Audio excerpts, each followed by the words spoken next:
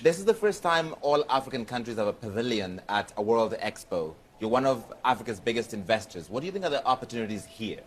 I think, the Expo is a fantastic initiative. I think the world is here and Africa is here. Africa has a great opportunity, big population, young population, big growth in terms of GDP, good investment opportunities, and the world has the capital. So I think there's a great synergy between the two. So the capital flows in, opportunity, the returns come back. So it sounds like an exciting formula, Absolutely, right? yes. Okay, you're one of the most important industrialists in Africa. You've got a presence in 11 African countries. You account for a huge amount of Tanzania's output. Something like 35%? Like 35%, and also employment. This is an interesting time for the continent because we think about industrialization. How much bigger do you want to get? And is Tanzania just the starting point and you want to get big across the continent? Yeah, so basically, Africa is big on fast-moving consumable goods, and usually in the past, the multinationals used to dominate that space.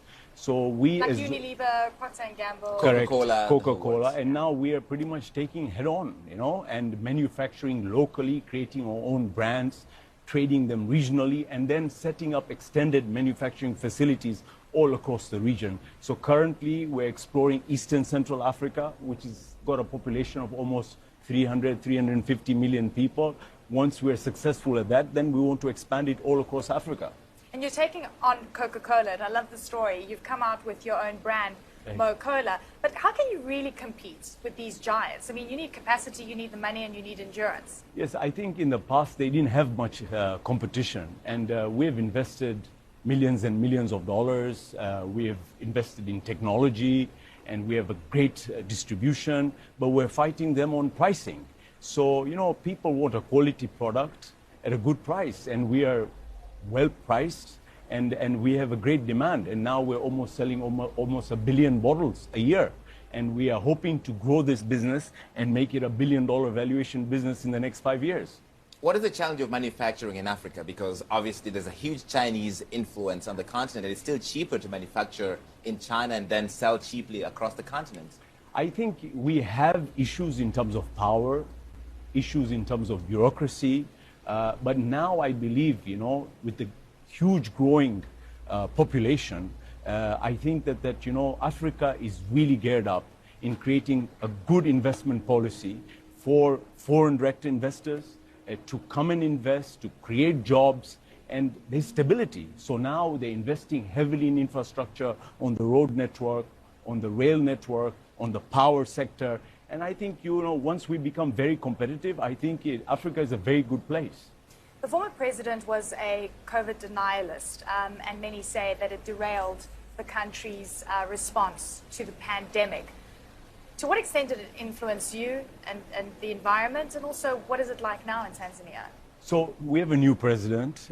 She's fantastic. Her name is Honorable Samia Hassan Suluhu. We really have gotten a lot of foreigners and confidence back in the country.